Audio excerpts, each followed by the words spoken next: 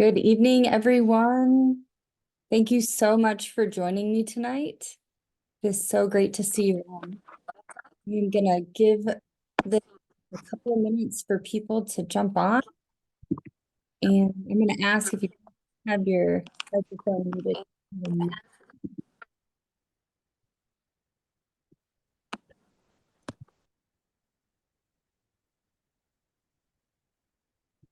All right, I still got people jumping on, so just bear with me for 1 minute. We'll make sure everybody gets in and we'll dive right in.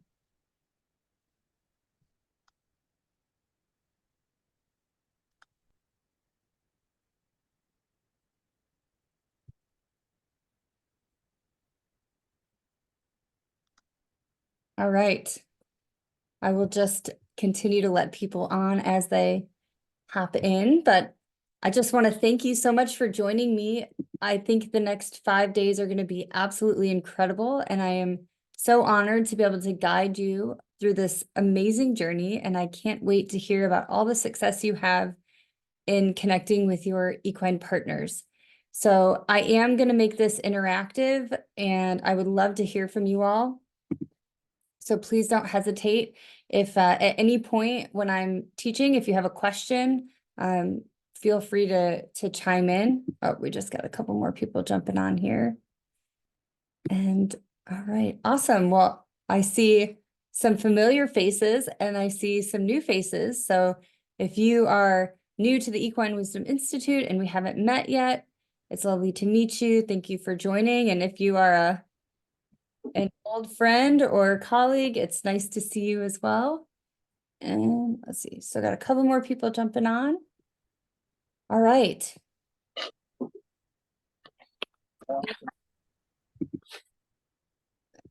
we go. And if you have not joined our Facebook group yet, I put the link in the chat. But my goal is for you all to get as much value out of this as possible. So if you, and also to connect with other equestrians, because I know that we all bring value. So if you'd like to join us on our Facebook group, I'll continue to teach in that group after the challenge is over. It's also a place that you can go to ask questions, and I can speak to those on the following days. But before we dive in, I'd just love to know where you're joining us from tonight. So if you want to let everybody know in the chat where you're from, and if you want to share your horse's name, or if you have multiple horses, I'd love to hear about your equine partner as well. So please let me know in the comments where you're joining us from.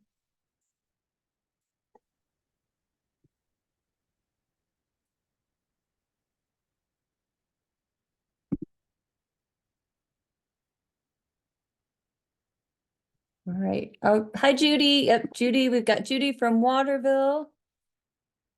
Judy is one of our amazing volunteers out here at the farm and just became an equine therapist and a Beamer rep. Hi, Lindsay. All right, just gonna mute everybody for now. And if you have any questions or have something to say at any time, please feel free to unmute and chime in. And we have Maria from Toledo. Oh, Vicky's jumping back on. Hi, Patricia. Patricia's from Indiana, and she also has a bunch of Mustangs. See, Donna is from Virginia. Awesome. Very cool.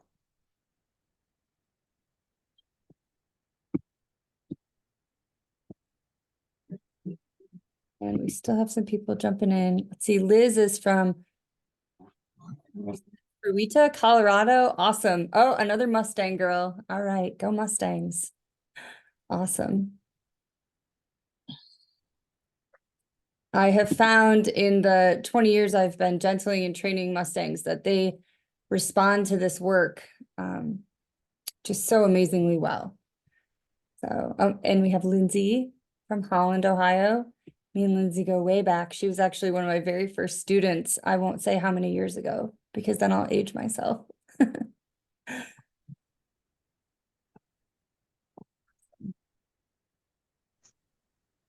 All right. So, Slinger named Daisy. oh, yes, Vicky and Daisy, yes. Oh, I'm not muted. I thought you had me muted. I'm so sorry. Oh, you're fine. It's nice to see you, Vicky. Hello. Vicky has Hello. another student, and she has a beautiful, sweet, adorable halflinger named Daisy, and she's just the sweetest little girl ever. So thanks for joining, Vicky. And then just one more thing that I'd love to know before we dig in. This is not scripted. I have some topics, but again, I always want people to get the most value out of our time together. So if you can let me know in the comments if there's anything in particular that you would love to know about, or maybe you're having some challenges with your horse.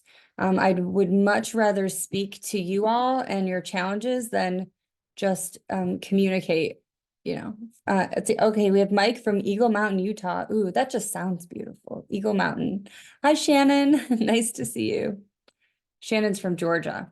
So, all right. So yeah, if you can let me know in the chat also, how can I best help you? If there was one thing that you wanted to take away from the next 5 days in our time together, what would that be? Or have you had a challenge with one of your horses that you would like to overcome or work through?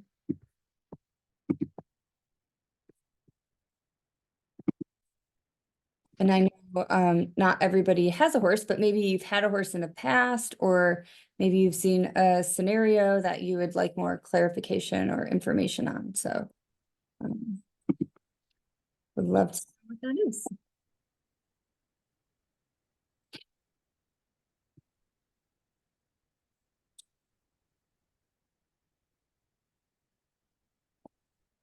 Oh, hi, Alina's from Mancos. Yes, I have friends in Mancos. I actually hope to visit there either this year or next year. I would love to do something in Mancos. A lot of Mustangs out there as well.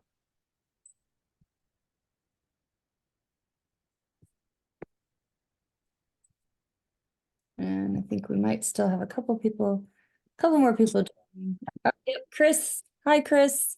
Chris is from Toledo also. Oh, and we have Sandy jumping on here too. Hi, Sandy. See, Laura is from Curtis, Ohio. Hi, Laura. It's nice to see you.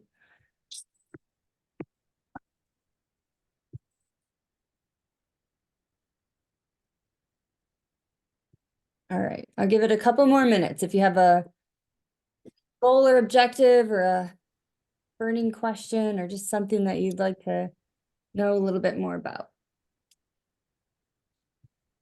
Let's see, Liz said, would love to learn grounding practices to move from a busy workday to being and working with my horses. I want to enter the corral ready to connect, focus on being connected rather than trying to connect. Awesome.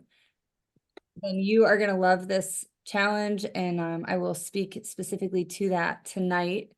And, you know, I think that's a challenge I know I've experienced personally, and I think a lot of us have experienced, especially when we, you know, we work hard to be able to keep our horses and give them a great life. And,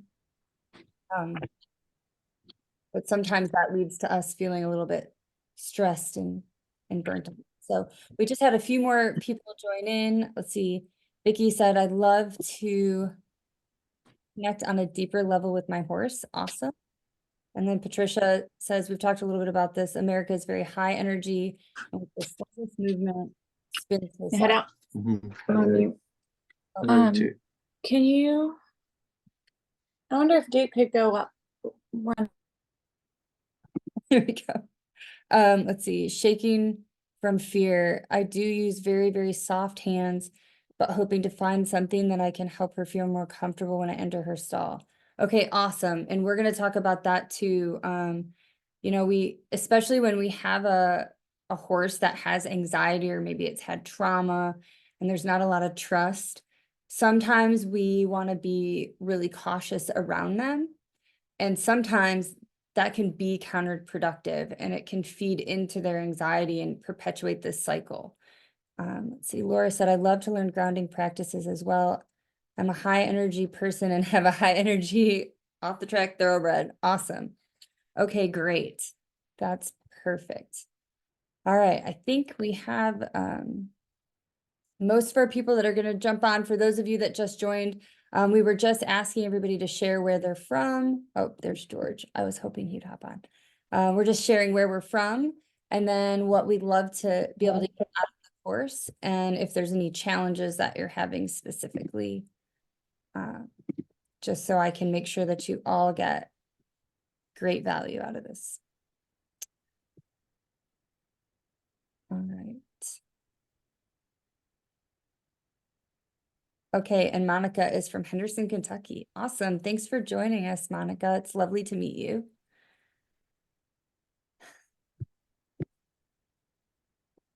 Oh, and it says Healing Rain. So it looks like maybe you have an equine therapy program. So that is awesome. You're going to love this work as well.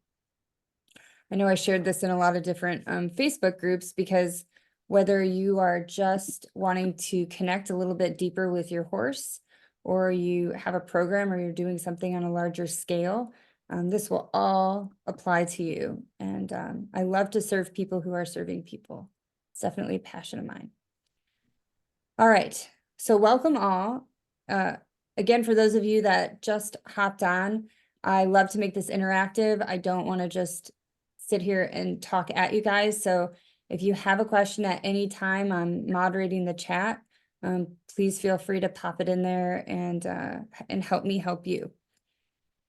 I'm going to give us just a little bit of an overview on what the next 5 days are going to look like. So today we're going to talk about you. It's all about you today. And we're going to actually talk about how you show up. And I know I love to dispel some myths. I think there's a lot of myths. Oh, hi, Shannon. Awesome. There's a lot of myths about how to be around a horse in order to gain connection. There's things that I struggled with and didn't understand in the past because I bought into a lot of these paradigms, but I've since found out that that doesn't necessarily have to be true. And since shifting, I found it much, much easier to quickly connect, not just with my horses, but anywhere I go. So I was actually, I got to travel this whole past year and do different demonstrations all over. And I intentionally, when I would go to these different places, that we were in Westcliff, Colorado back in September, and I think that was the first time I did one of my demonstrations, and I intentionally asked to not meet the horse or interact with the horse in any way prior to going in the round pen to give my live demonstration in front of a crowd, because I really wanted to prove to people, because sometimes when people are like, oh, well, you've had that horse for a long time, or, you know, that horse is trained or it just knows you, but I don't believe that. And I really did prove that this year. And so those are some of the things that I'm going to share with you guys is by the time that you're done with this, Christy, by the time you're done with this, you should not only be able to connect with your horse, but you should be able to connect with any horse. And I think I'm going to talk about pressure, because a lot of the connection or lack thereof has to do with pressure, but maybe not in the way that we conventionally use and apply it. So Vicky said, I experienced physical connection with Daisy once and have been chasing that feeling ever since. Awesome. All right. So on day 2, we are going to specifically focus on how to connect with your horse. So today we're going to talk about you. Tomorrow I'm going to give you some action items to go out and practice with your horse. And then I hope you can report back to me how those things worked for you, but I'll give you specific exercises to do. Then day 3, we're going to take that actually a layer deeper, and we're going to talk about breath and how our breathing impacts our ability to connect with our horses. And then on day 4, I'm gonna give you guys a ground exercise that you can do that's really, really powerful and is gonna help you create an even deeper connection with your horse. And then on day 5, we are going to wrap everything up, and I'm gonna share a meditation with you all.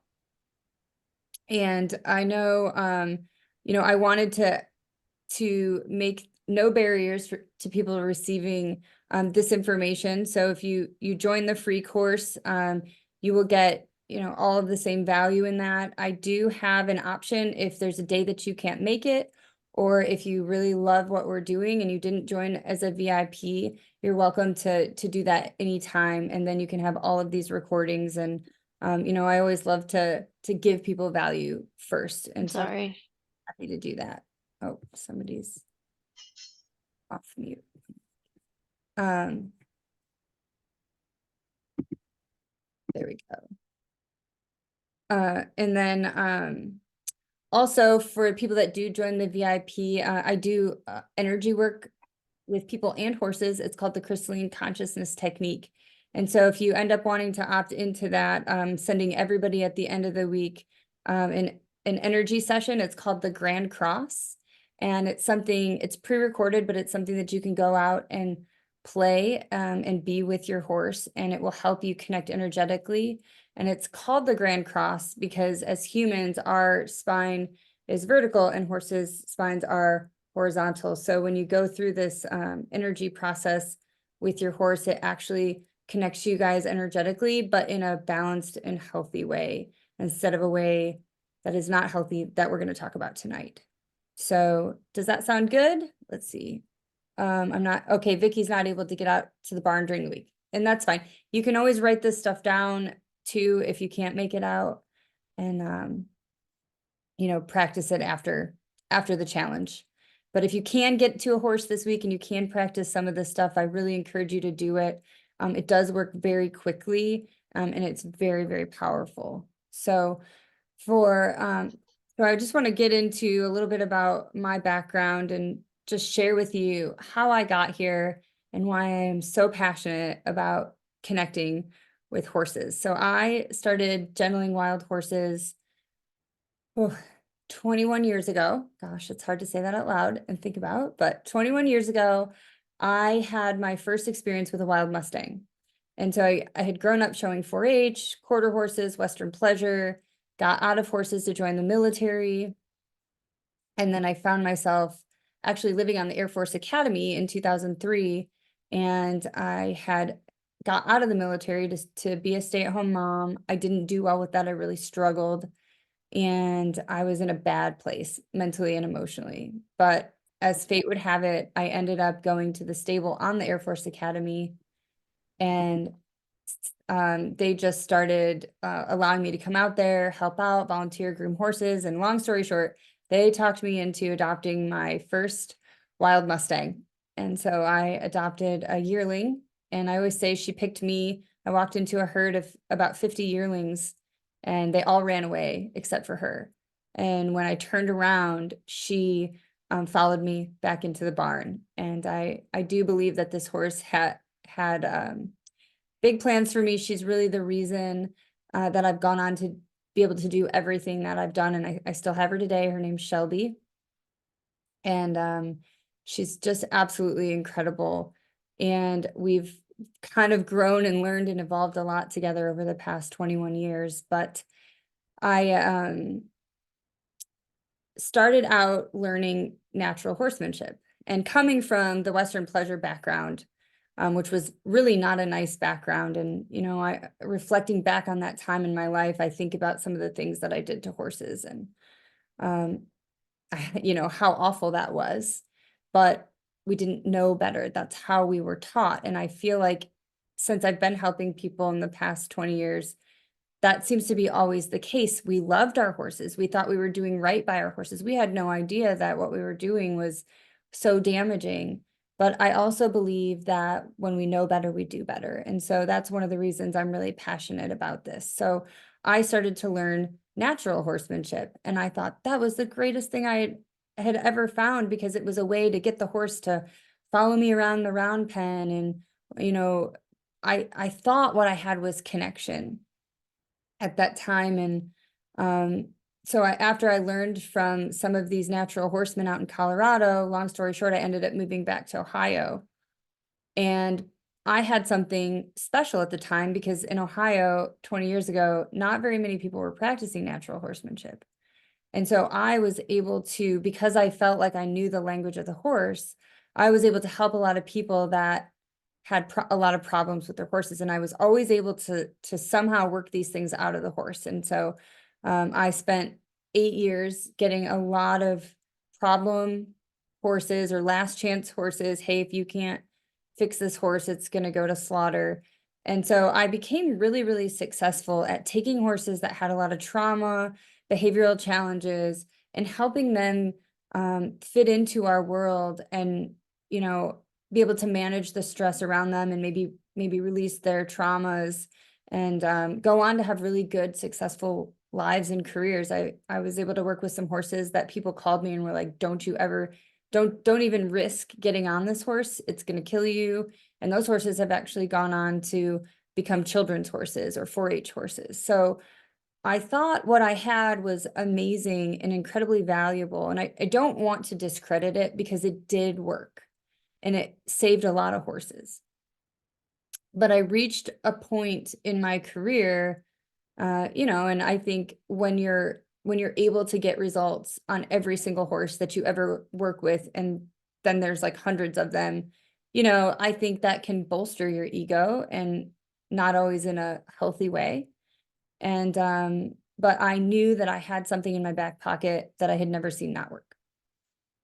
And then I adopted a horse, or what he was a wild Mustang, and he was shipped to Cleveland. And this girl that had a lot of fear issues adopted him and got a tip trainer. For those of you who don't know TIP, it's a training incentive program where the BLM pays somebody to gentle the horse for you. But that trainer moved away a week after she got the horse brought in. And long story short, the horse became very, very violent. And he was very humbling. So they locked him in a round pen for 4 months in an indoor arena. It was like only a 30-foot round pen, and he just went bonkers.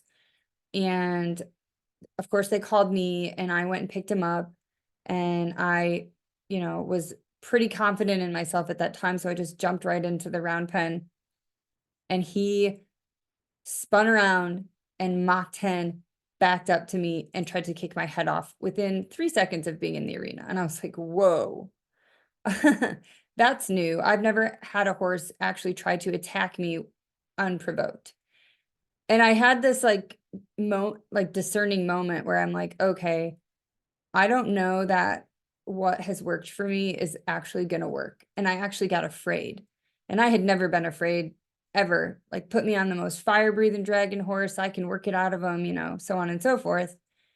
And it was very confronting. It was also the best thing that ever could have happened to me. And so I knew that what I had done my entire career was not going to work. I knew I had fear, which I had never had, and I did not like that, because being afraid of this horse also made me feel like I was not in control, and that was also really scary as well. But I tell you that story to say that what came out of that was the most special relationship, and I still have this horse today. His name is Montana, for those of you that are out here at the farm. And you know, people would never know that today, but I didn't get him to where he is today by using natural horsemanship. And I think now, you know, natural horsemanship was definitely better than the old ways of training, but there's also a lot of gaps in it. And so you are still getting a result, but there's not consent in a way that creates true connection. And it's, you know, it's definitely getting a result through taking away the horse's choice and applying a lot of pressure. And I'm not saying we shouldn't apply any pressure. I'm certainly not, well, let me back up. Let me say this. I went from, you know, being that trainer where I'm like, I'll just run him until he submits. You know, I'm the boss. I can make him submit. I can get this done. And then I actually polarized to the other side, and I just became this like person that didn't want to put any pressure on a horse ever. And I was afraid to like create boundaries. I was afraid to do anything. And I just really started babying him. And I found out that just made him 100 times more aggressive. And then I was even more scared, you know, and I found myself, you know, this once really confident trainer, like not even being willing to enter the corral without a crop because I became afraid and I felt like I had to protect myself from this horse. And I think that also perpetuated that cycle and fed into what was happening. And so he went from being sort of aggressive to being incredibly aggressive. And I had this really confronting moment with him.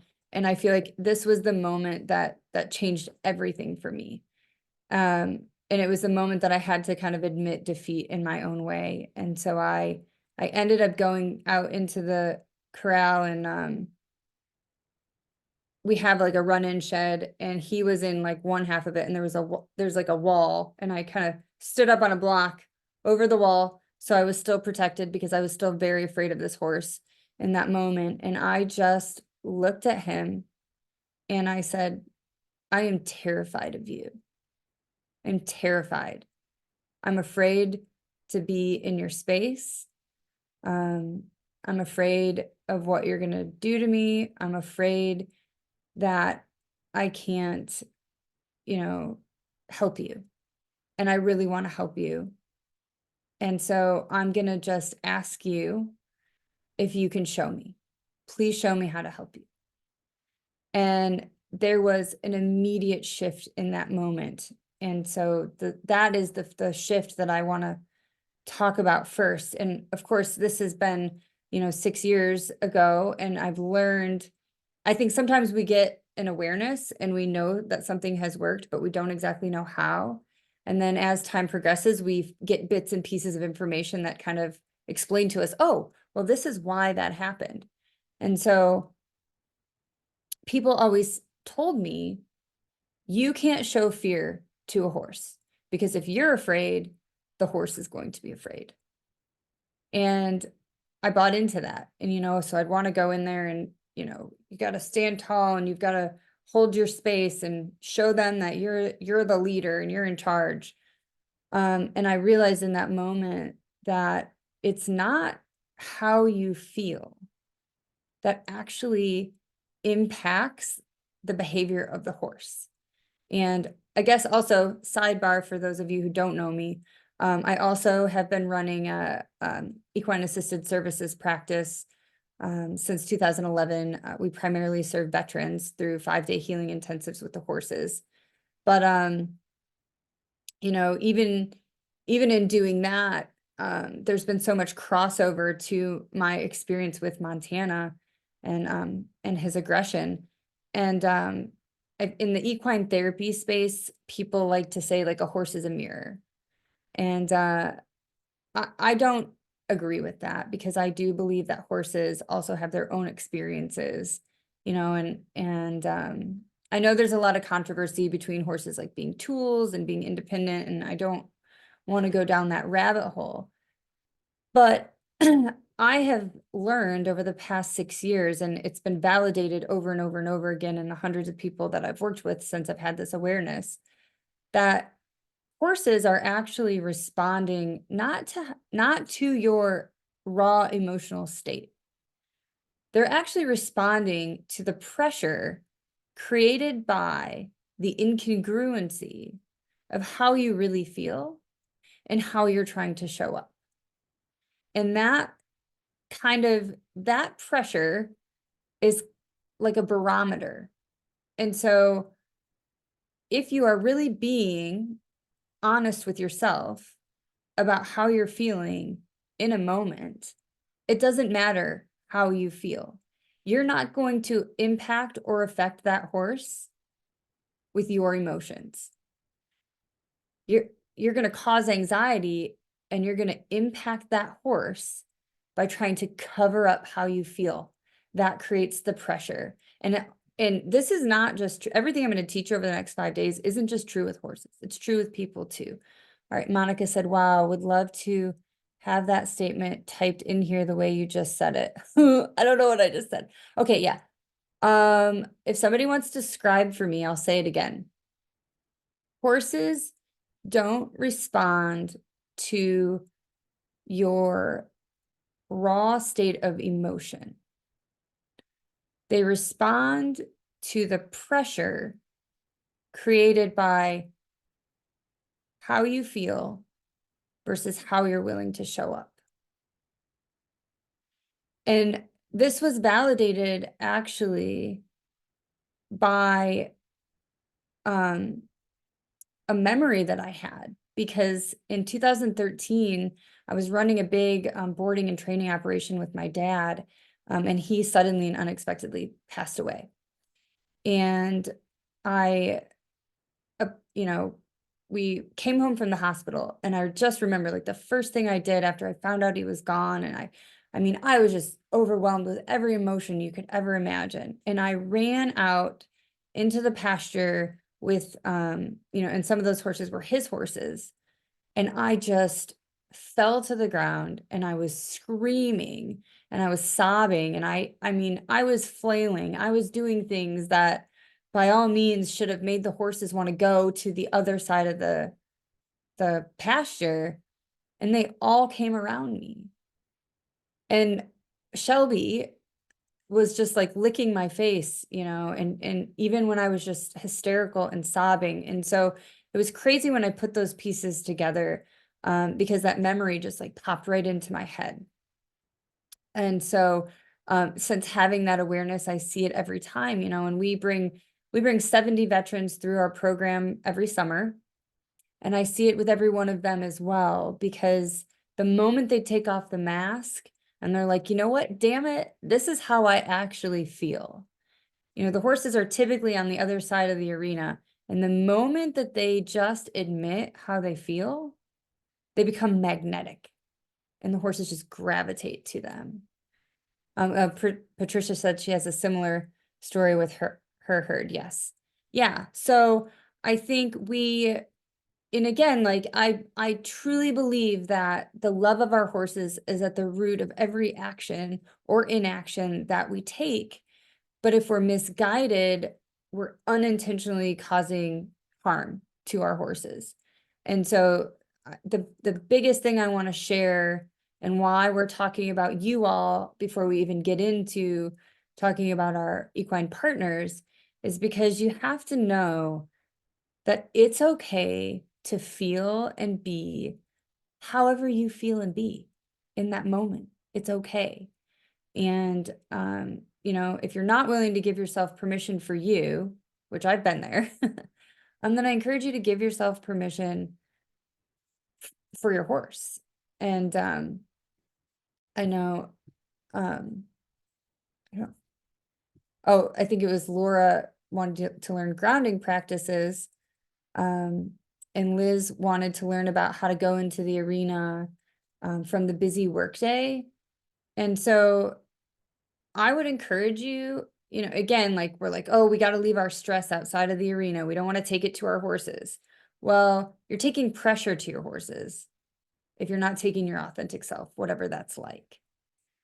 And in my background of the healing work that I do for humans, I also tell people often, it's not how you feel that's ever the problem.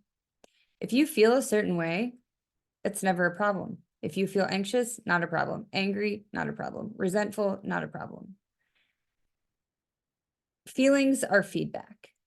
Feelings are a message to us about things that are happening in our environment that are incongruent with our authenticity. It only ever becomes a problem when we try to denounce how we feel, or push it to the side, or suppress it, or repress it. And so that's really what our horses are responding to. So if you've had a stressful day at work and you feel stressed, or you feel anxious, or you feel depressed, or maybe one of your coworkers said something that pissed you off, you can take that to your horse and you can talk to them. You can share that with them. And it's not a problem. It's more of a problem when you try to leave it outside the arena, because you can't. It's not possible.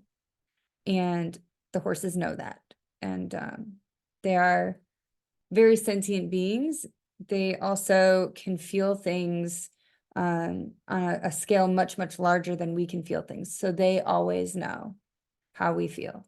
So you're going to do them more of a favor by just going out and expressing your feelings than you ever will trying to hide those feelings.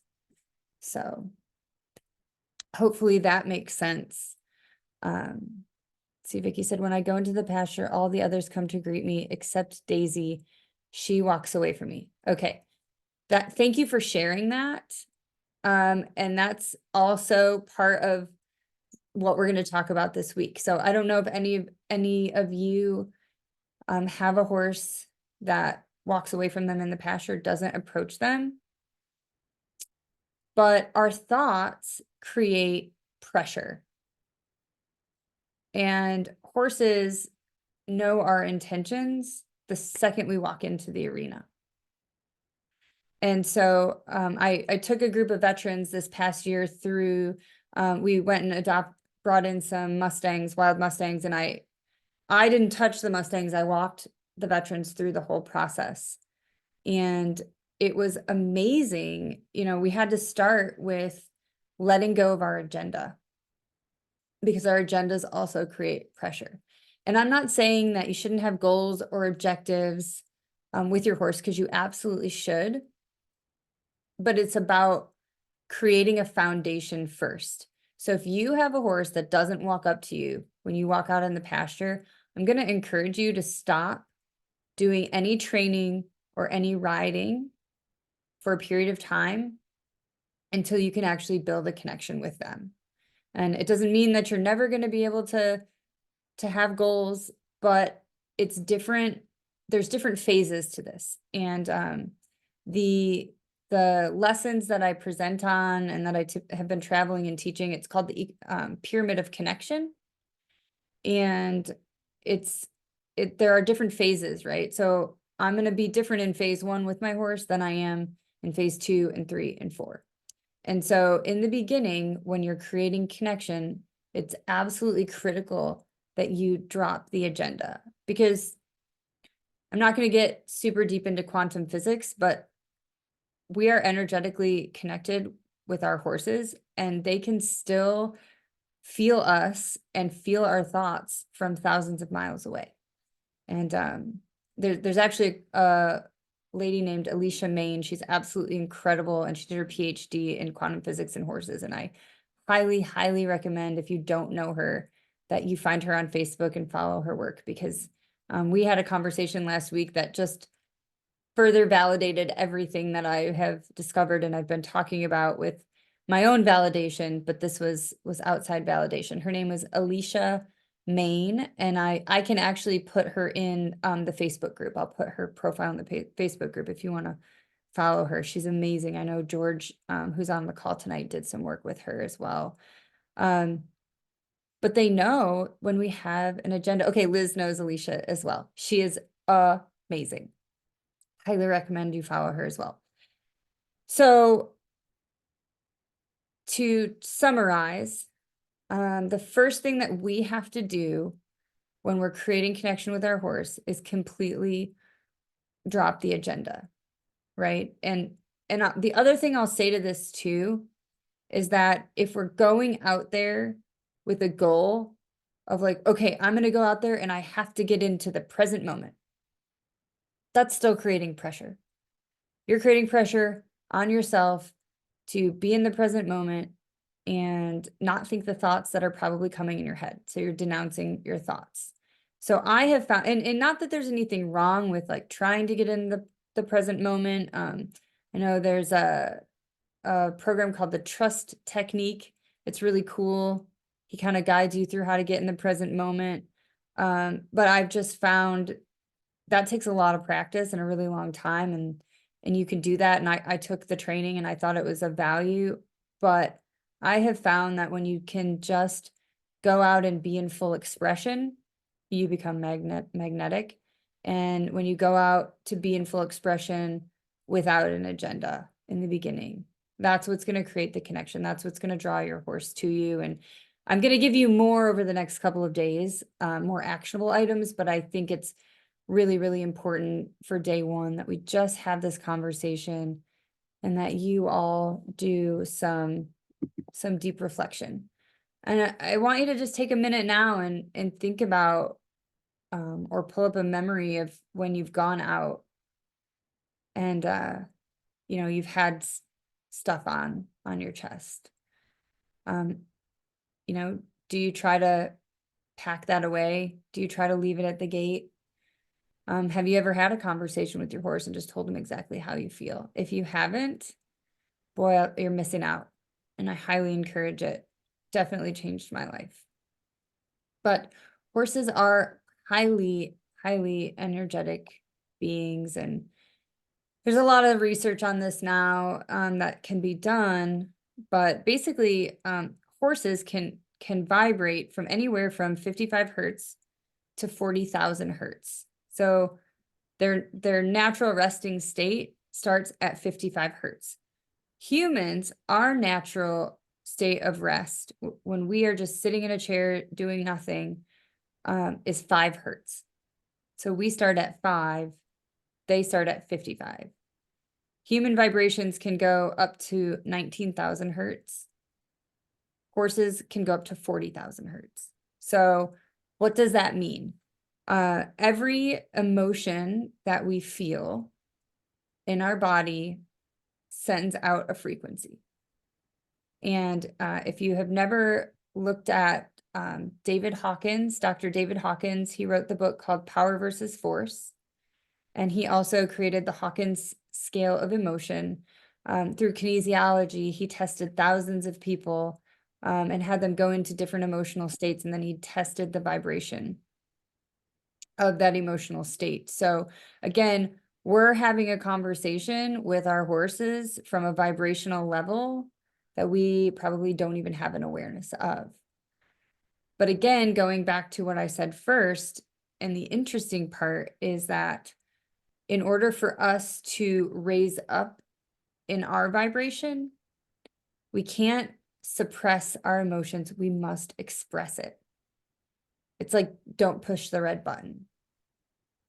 But what you'll also find too, and I know I've experienced this a lot because I went on this kick for a while where I was like, I just have to be love all the time and love heals everything. And, I shouldn't be mad at people and I shouldn't get angry and I shouldn't be resentful. And it was like the more I sought out being love, the more hate I was feeling in my body. And I was just like storing it up. And when I learned how to just sit in my ick and be like, yeah, I'm really resentful. That person did something and I'm resenting them right now. And I was just able to sit in it without trying to tell myself I shouldn't be that way. It just went away. I promise you, if you fully give any emotion in your body 100% awareness and effort to feel it at maximum capacity, you can't do it for longer than 3 minutes. It's not possible. I usually can't do it longer than 20 seconds. So please, if you take nothing else away from today, please give yourself the space and the grace to just feel however you feel in any given moment. And like I said, this doesn't just work with horses. It works with significant others. It works with children. It works with coworkers. I promise it works. So I would love to have you guys try this. Or I guess, has anybody, let's see. Okay, Vicky said, the one connection we had is when I told her I needed her. Why? Okay, because that's a great, thank you for sharing that. So Vicky said, the one connection we had is when I told her I needed her. Why? Because in that moment, you were being true to how you felt. You were truly expressing how you felt. And that's what creates the magnetic field. Does that make sense, Vicky? Or do you want more explanation? Okay, perfect. So there's 3 main ways to train a horse. The first one is compliance-based horse training. So compliance-based horse training is through pressure and release. making the right thing easy, the wrong thing difficult. The second type of training is incentive-based training. So that's like treat training, food rewards, or some type of incentive, or, you know, letting them rest, or, you know, serving their values in some way. And then the third type of training is connection-based training.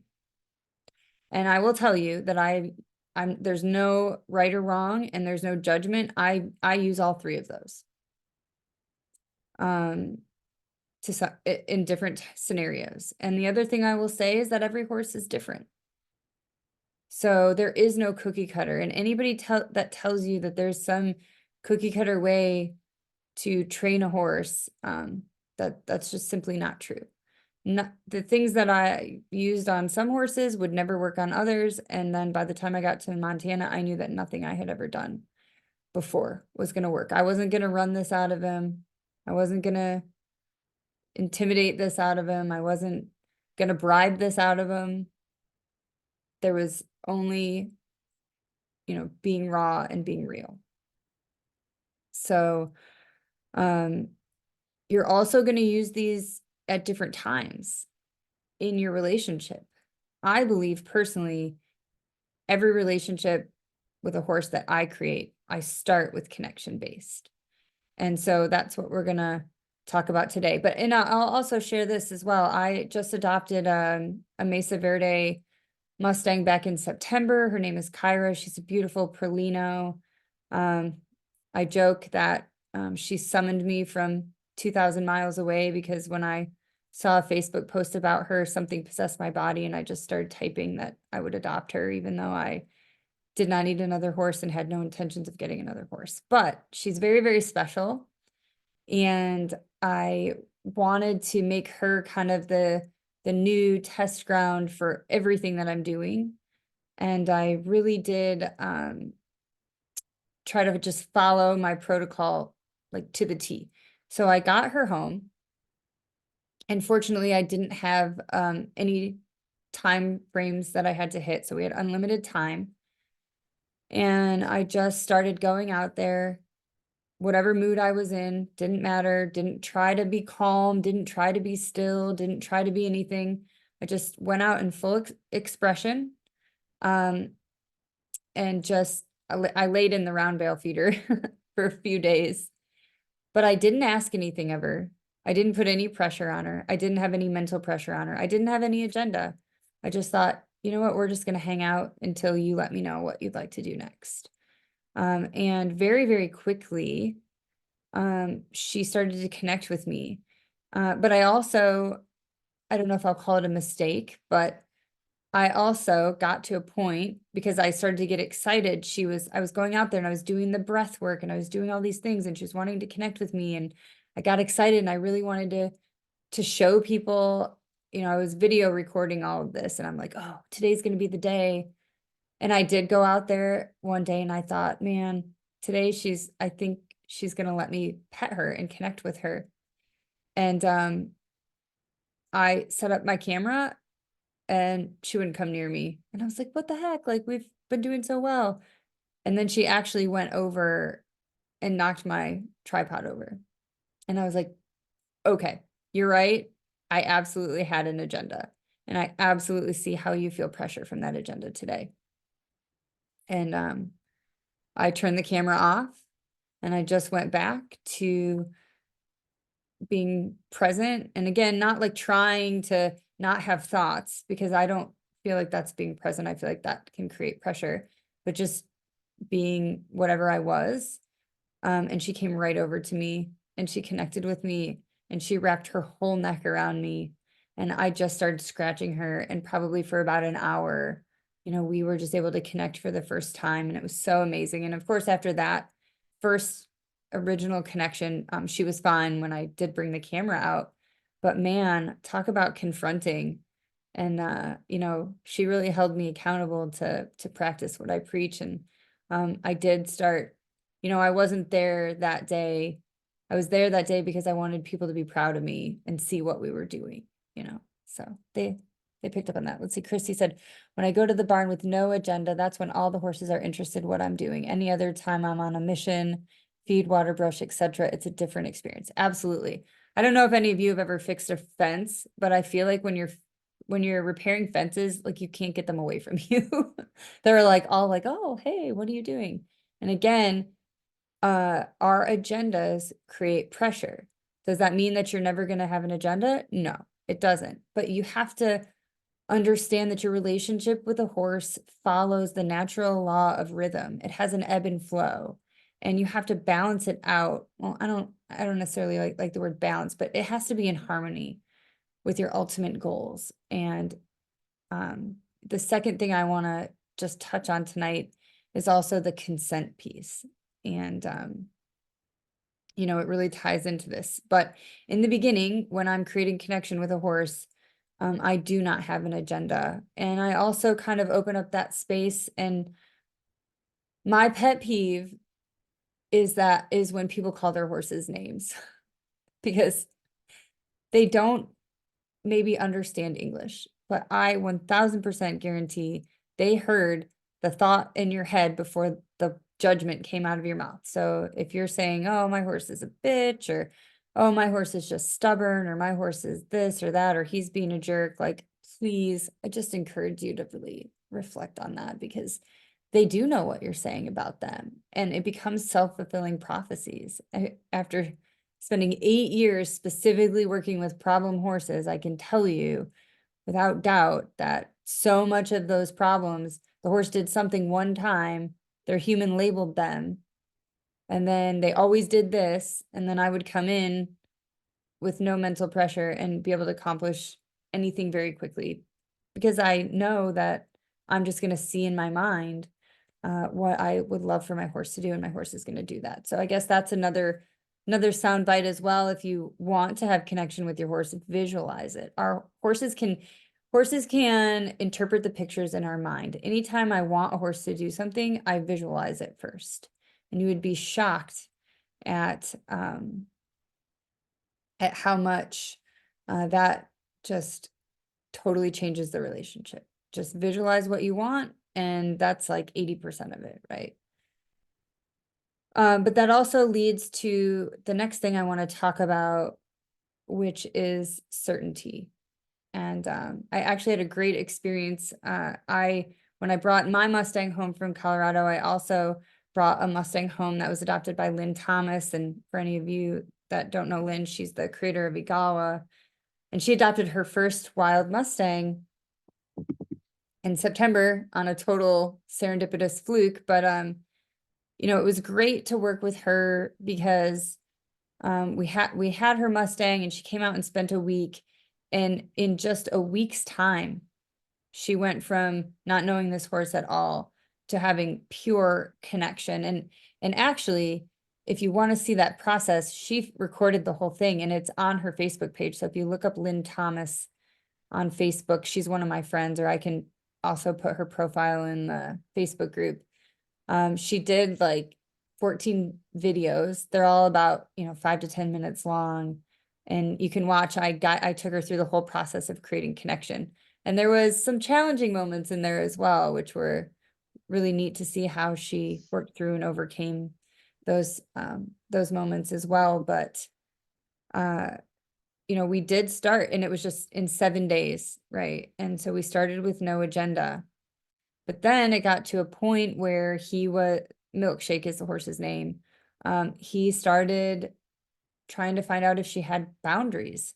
So we moved through that piece where we spent a lot of time grooming each other and connecting and all of those things. And then he really started to put his mouth on her. And then he started to close his teeth on her, and we have to have boundaries, and it's okay to have boundaries. And when I really realized when I was in my like total horse hippie phase where I didn't want to reprimand the horse, and I didn't want to put any pressure on the horse, how that fed into the lack of safety for both of us, and also the lack of connection, and you don't have to be dominant, but you can't be afraid to make a correction. Yeah, horse hippie was totally, I spent about a year as a horse hippie. And I learned a lot, but I also learned that it's okay to have boundaries. And a lot of the work that I do, I try to base off of just watching horses in their natural environment and how do they respond to each other and what makes sense to them. And when I used to just be a horse trainer and I would help people solve challenges with their horses, I used to tell people, imagine being dropped off in France and you don't speak a lick of French and you can't find anybody to speak English. Like that's what it's like for these horses. And they're constantly trying to like recalibrate the energy and bring things into balance. But if they don't understand, then they can't. And that shows up also as frustration. And then, that just kind of perpetuates a cycle.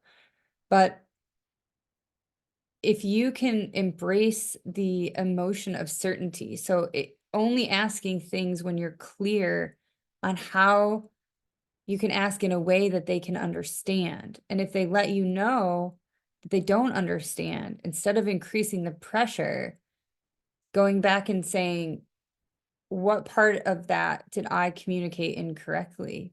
Or what part in that interaction did I not have certainty in myself?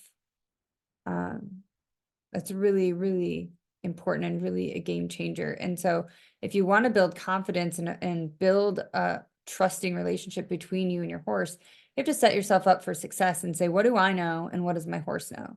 And how can we spend the majority of our time doing things that I can reward them for trying, right? And I think that's kind of the other component when it has to do with humans is unless we've spent a lot of time practicing, most people's feel and timing really sucks. And it's not a judgment, it's an observation. And if we really want to be able to connect with our horse, we must give everything to feel and timing. And a lot of times with people I've seen train or people that I've helped, they will not reward the horse. If we're doing pressure and release type of training, they will not reward the horse until they get it right. I reward the try. So if I see a flicker in my horse's eye, that horse even gave an attempt to try to understand what I'm asking that horse, that's where the reward comes in. That's where the breath comes in. That's where the release of pressure comes in. Not when they actually do the thing, because if they're not understanding, we're not communicating clearly. And again, that creates pressure and disconnect. Let's see. Vicky said, how do we do this in a herd? The first thing I want to do is take her out of the pasture so we can be one. How do we do this in a herd? I would encourage you to do it in a herd and not take her out, because taking her out of the herd is also going to create pressure.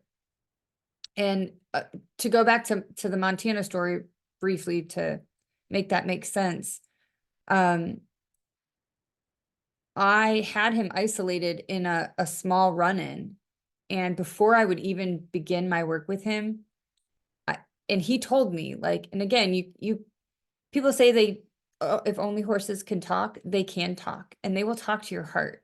Yeah, they aren't going to start speaking like Mr. Ed, but if you listen, they will speak to your heart. And he told me, I want to be with the herd. And people were like, you're crazy. Like, he's not even touchable. He's aggressive. Like, what if something happens? You're never going to be able to catch him to get the vet to him. And I said, I don't care. I'm going to listen to this horse.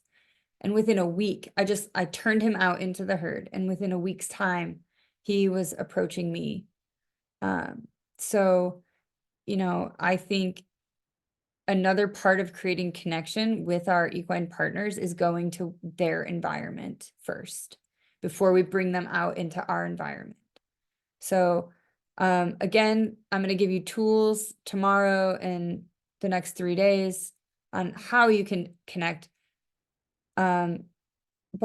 But I encourage everybody to start, and I always start in the horse's environment, in the pasture. Let's see, do I follow her around or just hang with the others?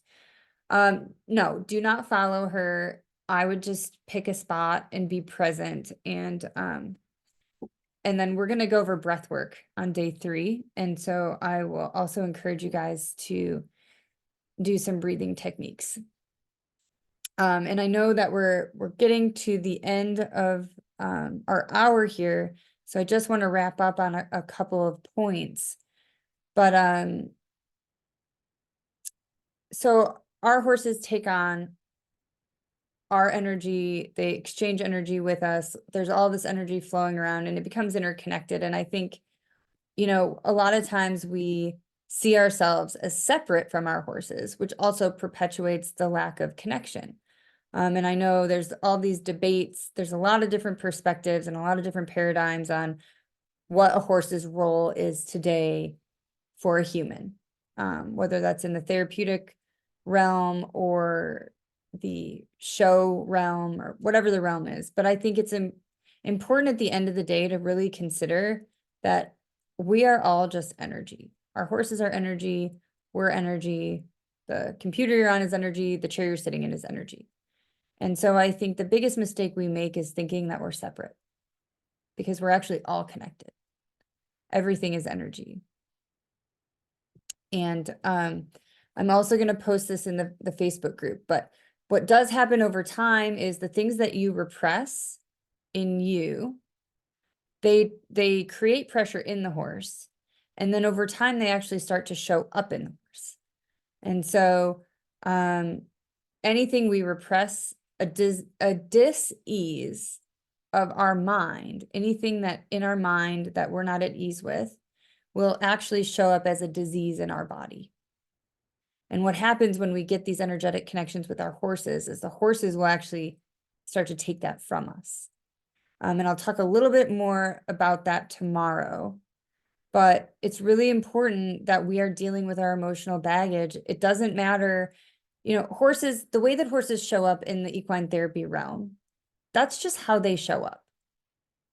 And so whether you have a horse for therapy or you have a horse for competition, they can't help that. They show up how they show up. And so when we're in their energy field and they're in ours, there's data transfer happening back and forth. And I can't tell you how many people I've worked with since I discovered this several years ago, where I'm able to help people get to the root of, well, people will tell me the injuries or the illnesses that are in their horses, and we'll be able to actually trace the root back to an emotional deficiency within them. You know, and again, and then a lot of times when I work with clients that have physical problems with their horses, the first thing they do is feel horrible shame and guilt, like, oh my gosh, I did this to my horse. You know, and we can't be in the right, wrong, good, or bad framework when we consider these things. We just have to look at the cause and effect. But there is actually something that you can do about it. So if you've had emotional, let's see, what is patrician? That's what both my schoolmasters tell me. Horses are entitled to how they feel and their own opinions. Yeah, absolutely. They're not here to serve us. They're here alongside of us. And we are really not separate. We are all sharing energy. But one of the things that I have personally experienced, and I'll talk about that tomorrow, and hundreds of other clients now have experienced, is your horse, whether you are aware of it or not, is absorbing what you're not dealing with. And so the best way to heal something in a horse is to deal with it within yourself. And you know, that's just the reality of it. But there's also another thing that we can do, and this is the final piece that I'm going to give you guys tonight, is that you can actually, with intention, go to your horse and have a conversation, and you can release them from taking on your energetic stuff. And so I think what I'm going to do is I'm going to share the script that I have people say here in the chat box. I'm also going to share it in the Facebook group. So if you haven't joined the Facebook group yet, I put the link to it in the very top of this message in the chat box here. And so what you can do is you can actually take this script back to your horse and you can read it to them and you can visualize cutting the energetic cord. And doing that will release them. Oh, okay, let me post the link again for maybe people didn't get in time. I'm gonna post it. And this is not just true, this is actually really true with dogs as well. Oops, hold on. I didn't do this to the whole group. Wait, did I do the meditation or the script? No, I'm only directly messaging George. I apologize. Okay, let's see. Send chat to everyone in the meeting. There's the link to the Facebook group. If you haven't joined that yet, go and join it. And then here is the script. So what I'd like for everybody to do, and if you can physically be with your horse before tomorrow, you can just say this out loud. You can visualize your horse and say like with the intention to connect. And then you're going to just read this to your horse. So I'll just go through it. Dear, whatever your horse's name is, I want to express my heartfelt gratitude for the deep bond we share and for your sensitivity in shouldering some of my burdens, even without being asked. Today, I acknowledge this with love and release you from the job of carrying my energy. As I visualize a light severing any unneeded cords between us, it is not to disconnect, but to free us both. To allow you to be just my cherished friend, not my bearer of burdens, and to empower myself and handle my own. This act of love strengthens our bond, freeing us to enjoy our journey together with the lightness and joy. Thank you for being my steadfast companion. Let's move forward, each carrying only what is ours, yet forever connected by love and mutual respect we share. If you run an equine therapy program, I highly, highly, highly encourage that you do this. And I can tell you, we do a lot to clean the energy around here. But our horses have definitely picked up on the people that have come here, even the volunteers that we have, and they have presented with physical symptoms. So I have had to be really mindful of maintaining a high level of energy work and also just letting them know that they don't need to carry anybody's burden. And what I found in the people that I've given this script to, and they have gone and done this with their horse, after they finish reading the script, their horse will start to do a lot of releases. Some of them will just really start to yawn. Some of them will lick and chew. Sometimes they'll lay down on the ground and roll. It's almost like after you read this to them, they just are like, oh, oh my gosh, whew, So, so yeah, that is what I have for today. Like I said, today was all about us. And then tomorrow we'll talk about how to start that connection.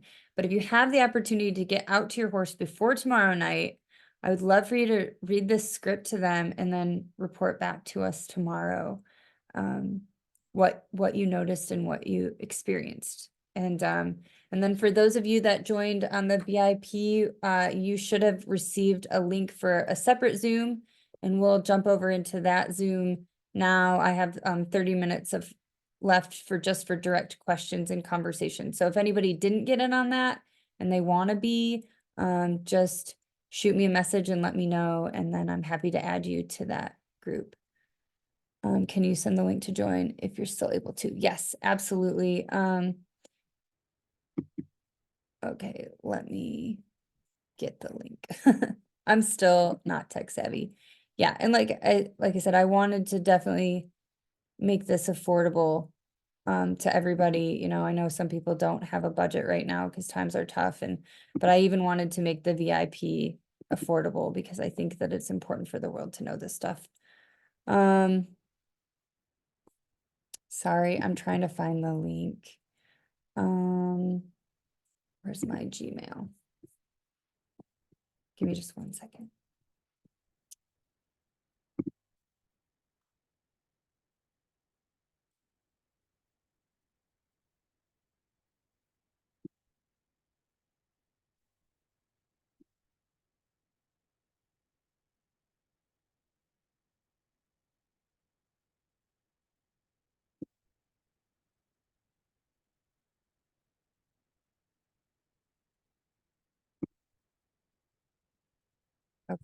Found it, I just need the message. Okay, so I'll do this because I'm not super tech savvy. If you want to jump in on the VIP, I'm gonna put the link here.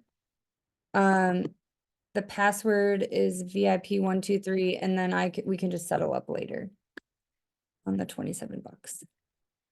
So, okay, awesome. If anything comes up for you tonight that you have questions on, or tomorrow, please, I encourage you to use the Facebook group and just go in, and if you have any aha moments that you want to share, if you have any other questions, I'll be answering questions for everybody in the Facebook group.